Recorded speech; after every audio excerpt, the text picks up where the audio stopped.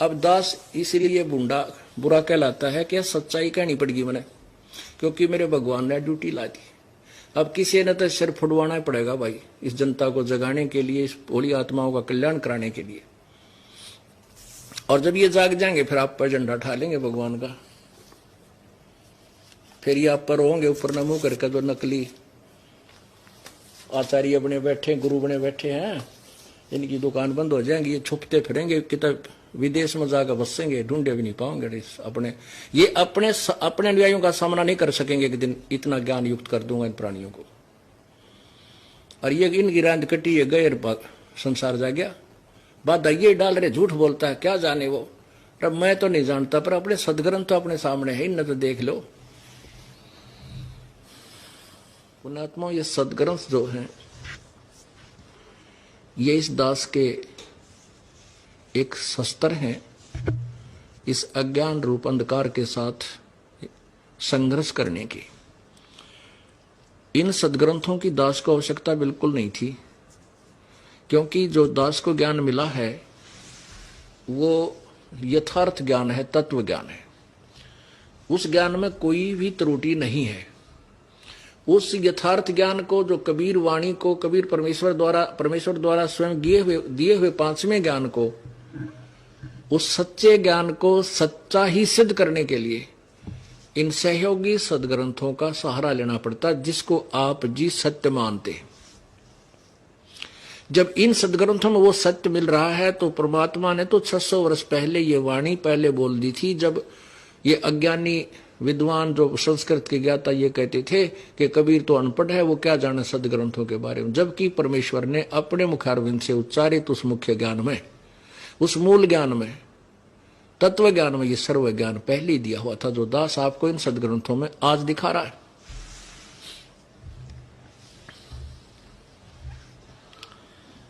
अब मेरे लिए ये इसलिए आवश्यक हो गए, जैसे दास कह दे कहीं खड़ा होकर या सत्संग में भी कि ब्रह्मा विष्णु महेश के माता पिता हैं, नासवान हैं, ये काल के बेटे हैं, तो दुनिया मेरा सिर फोड़ दे कि अच्छा बेवकूफ है, ये ब्रह्मा विष्णु महेश को ऐसे कहता है।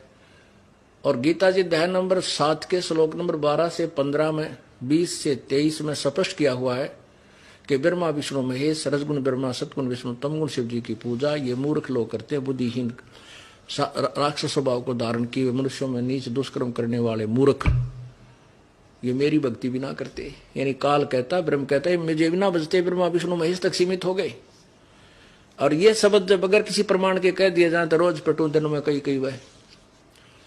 इसलिए ये सदग्रंथ आपके समक्ष दिखाने पड़ते हैं। मेरे लिए तो ऐसे हैं जैसे अंधे की लालटेन होती है। एक अंधा रास्ते में अंधेरे में जा रहा था, हाथ में लालटेन लिए था, आगे से बच्चे आ रहे थे उछल कूद मचाते हुए।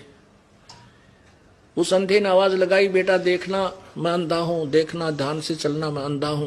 वो बच्चे आकर के कहने लगे, बाबा क्या सचमुच तुम अंधे हो? हाँ कहा बेटा मैं, मुझे दिखाई नहीं देता। फिर तुमने अंधेरे में लालटेन किस लिए लिया है? कि तुम आंखों वालों के लिए कहीं मेरे में टक्कर ना मार दो, इस लालटेन की रोशनी में एक तरफ से हो जाओ। तो पुण्यात्माओं, ये सदग्रंथ दास की लालटेन है, ताकि ब्रह्मा विष्णु महेश के पुजारी मेरा सिर ना फोड़ दे, मेरे गिल ना टकरावे। इन सदग्रंथों की रोशनी तो दूर हो जाते, एकदम देखते ही फिक्के होकर के साइड पकड़ जाते। इसलिए इनका दिखाना मेरे लिए आवश्यक हो गया। ढेर सारे खरीद रखे सारे, मुझे जरूरत नहीं थी इनकी, क्योंकि जो परमात्मा ने ज्ञान दिया वो सत्य है, मैंने इनसे मिला चुका था मैं। अब आपको ये सत्य ज्ञान सत्य सिद्ध करने के लिए रह कर ये सदग्रंथ एक पॉइंट पर दिखाने पड़ रहे। जब तक आप इनको आंखों नहीं देखोगे तब तक आप इस दास की बात पर कोई विश्वास नहीं कर पाओगे।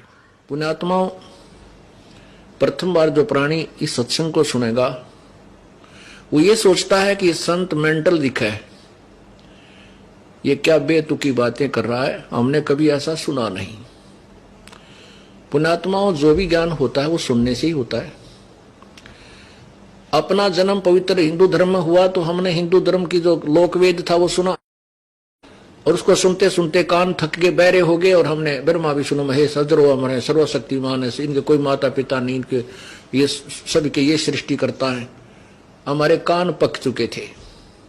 जबकि इनके इतिहास में ब्रह्मा विष्णु महेश की जीवनी में अर्थात शिव पुराण, विष्णु पुराण, दुर्गा पुराण के अंदर लिखा हुआ कि नासवान है, ये अजर अमर नहीं है, ये सर्वशक्तिमान नहीं है, इनके जन्म मृत्यु होता है, ये स्वयं स्वीकार करते हैं। हमारे जो पूर्व गुरु थे हिंदू धर्म के, वो अज्ञानी थे, घोर अज्ञानी थे। जो टीचर अपने सिलेबस से परिचित नहीं है वो टीचर नहीं, वो दुश्मन है उस विद्यार्थियों का। हमारा सिलेबस 18 पुराण, श्री मद्भगवत गीता और 4 पवित्र वेद, और 5वां वेद से तो आप परिचित नहीं थे, लेकिन हिंदू धर्म के जो शास्त्र माने जाते हैं, वैसे तो विश्व के अंदर के सभी प्राणियों के लिए ही ये सदग्रंथ है, क्योंकि पवित्र 4 वेद, पवित्र श्रीमद् भगवत गीता, पवित्र 18 पुराण उस समय रचे गए थे, उस समय लिखे गए थे जब ना कोई धर्म था, ना हिंदू था, ना मुसलमान, सिख, ना ईसाई।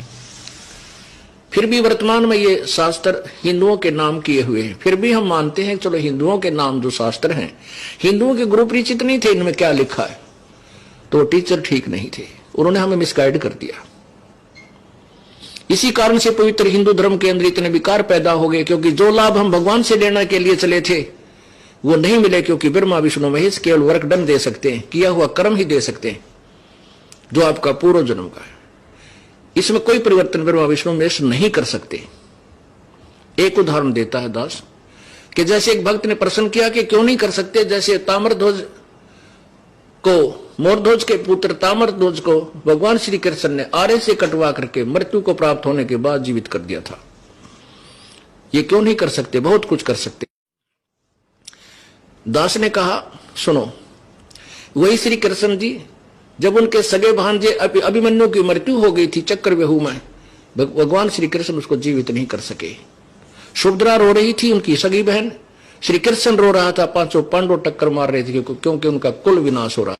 वो क्यों ना जीवित किया श्री कृष्ण भगवान ने, विष्णु जी ने? भक्त मौन हो जाता है, कहता आप ही बताइए। हाँ हम बताएंगे, क्योंकि ताम्रध्वज के श्वास शेष थे, उसका जीवन शेष था, तो बीच में जाके उसने लीला की। तेरे इन भगवानों में इतनी पावर है कि इस मिट्टी को जोड़ तोड़कर उस वैसा ही बना सकते हैं, लेकिन ये आयु नहीं बढ़ा सकते, ना ही कम कर सकते। अभिमन्यु की आयु शेष नहीं थी, उसका प्रारब्ध इतना ही था मनुष्य का, इसलिए श्री कृष्ण उर्फ विष्णु जी उनको जीवित नहीं कर सके। मासा घटे ना तिल बधे, विद ना लिखे जो लेख, सच्चा सतगुरु मेट कर ऊपर मार एक। इसमें परिवर्तन केवल पूर्ण परमात्मा ही कर सकता है, वो कबीर भगवान है, कबीर प्रभु। अब हम अपने उसी प्रश्न पर आते हैं कि जैसे अनजान व्यक्ति ये सोचेंगे ये संत वैसे तुक्के मार रहा है, ऐसा कुछ नहीं, हमने कभी सुना नहीं। कोई भी ज्ञान है सुनने से होता है। अब आपने वो भी ज्ञान किसी से सुना, अनाड़ियों से, अज्ञानियों से, बगैर किसी आधार से वो गीत गाते रहे, बेतुकी कहानी सुनाते रहे, ब्रह्मा विष्णु महेश के कोई माता पिता नहीं है, और जो हमारे सदग्रंथों में मना किया वो साधनाएं हमारे से करवाते रहे, जिसका परिणाम ये हुआ कि पूरा हिंदू समाज बर्बाद हो गया। जो लाभ हम भगवान से लेने के लिए निकलते हैं, राजा भी जब थक जाता है तो भी परमात्मा की आस तकता हो, क्योंकि वो एक ऐसी परम शक्ति है जो जीव को एक्स्ट्रा ऑर्डिनरी लाभ दे सकता है।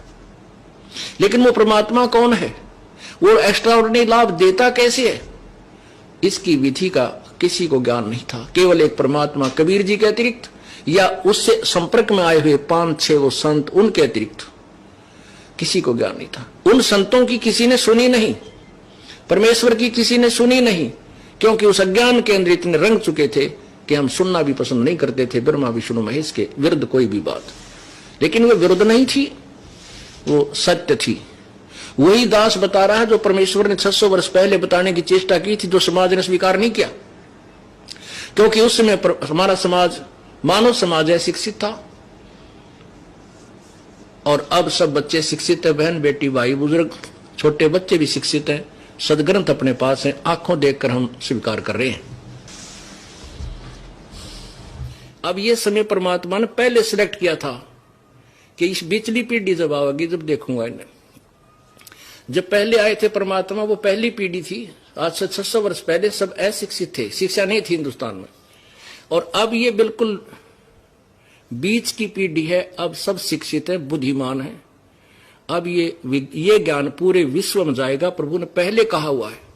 और आने वाली जो लास्ट पीढ़ी होगी वह कृतघ्नी हो जाएगी, कति दुष्ट हो जाएंगे, लास्ट में जाकर कलियुग के कोई भक्ति नहीं करेगा। तो इस पिछली पीढ़ी में जिनका मनुष्य जीवन है और ये दास का ज्ञान आपके पास है, धन्य आपके माता पिता ने जिससे तुमने जन्म हुआ, ऐसा ज्ञान और आपका मनुष्य शरीर बेड़ा पार करवा लो। बोलो सतगुरुदेव।